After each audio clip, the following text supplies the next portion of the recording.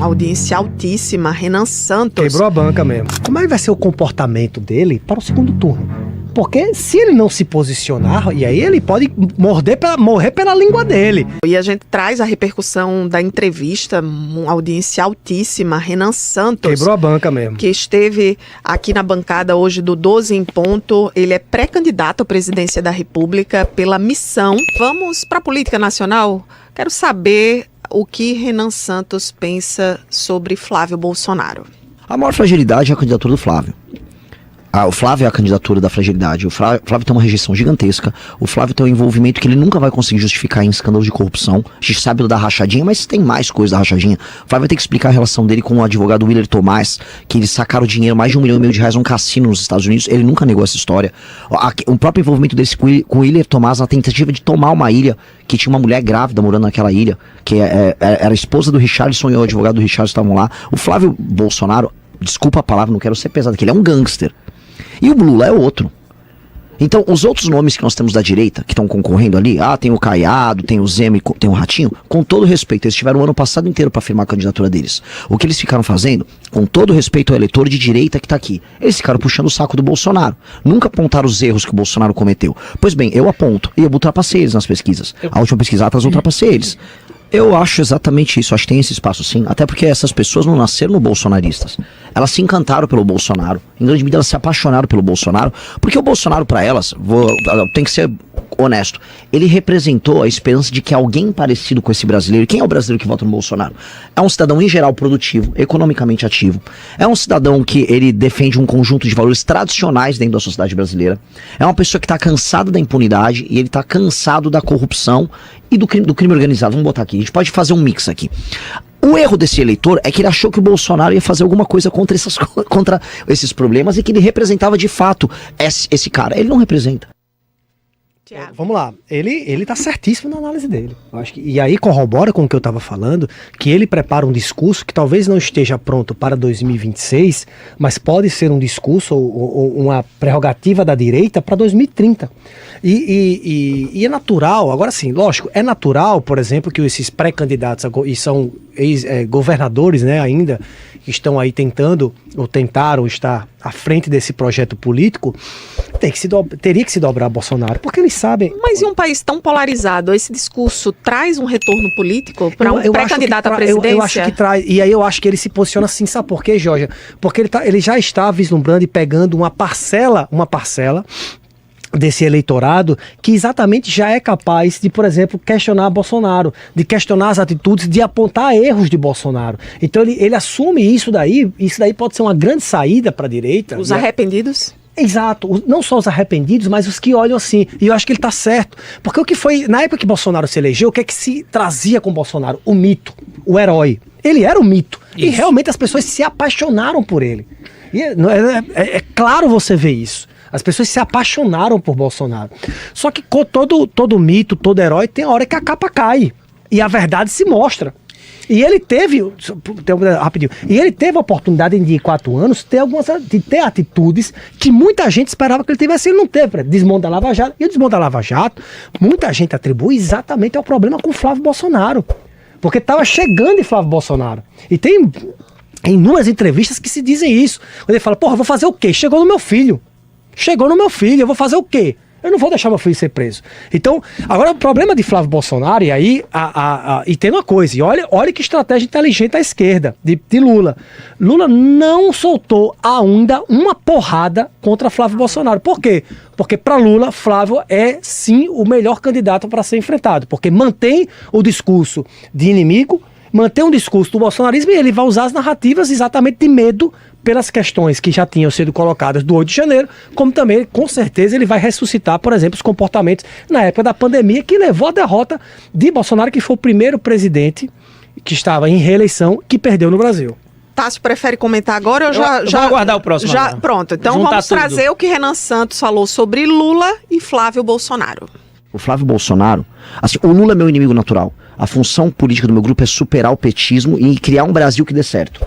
O Lula, petismo, o Brasil não dá certo? Não dá certo.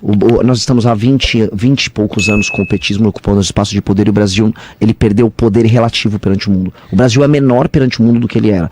E o exemplo que eu sempre dou é, o Lula é como se fosse o capeta na nossa escatologia. O Flávio é o Judas. Renan. O Flávio é o Judas. O Flávio trocou o Brasil pelas moedas de prata, que era o dinheiro da rachadinha. Ele e o pai dele entregaram a Lava Jato, entregaram todo aquele governo, todas as possibilidades que aquele governo podia ter, porque ele era ladrão. Estão dizendo que ele me processou. Eu repito, palavra minha, não tem nada a ver com a rádio, tá? Renan falando, o Flávio é ladrão, eu vou falar isso na cara dele. É obrigação, é um dever de homem. Se não for isso, eu sou um frouxo, eu não posso fazer isso. Tássio Cavalcante.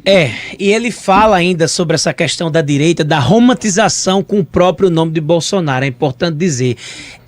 O Renan, ele está tentando atrair um outro lado, uma outra ala da própria direita. E essa direita que é do Flávio Bolsonaro. E ele ainda acredita ainda que Flávio Bolsonaro ele não tenha esse êxito todo nesse desempenho eleitoral. Agora, obviamente que as pesquisas, e a gente até abordou aqui na entrevista com ele, que a recente pesquisa Atlas Intel coloca aí uma disputa entre Lula e Flávio Bolsonaro 49-45.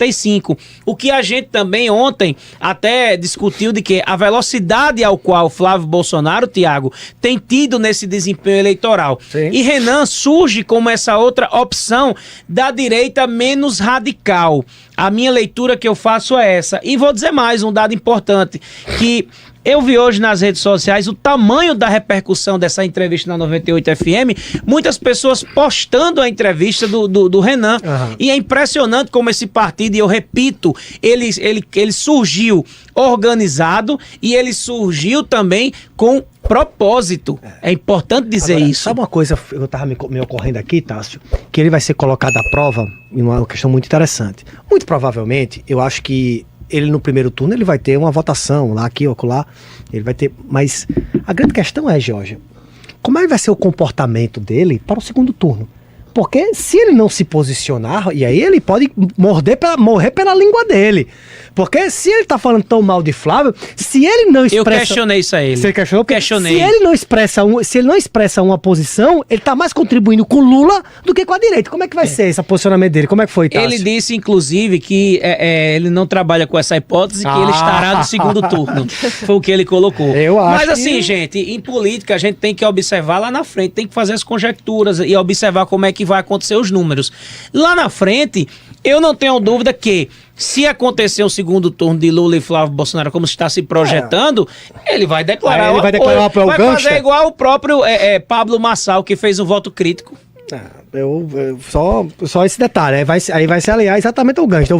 E aí, ou ele se alia ao Gangsta, que ele disse aqui, ou ele mantém-se neutro. E se mantendo neutro, aí ele estaria, obviamente, dando aí uma carta de anuência ao capeta, segundo também as palavras dele. Esse assunto realmente vai ser determinante nessas eleições de 2026.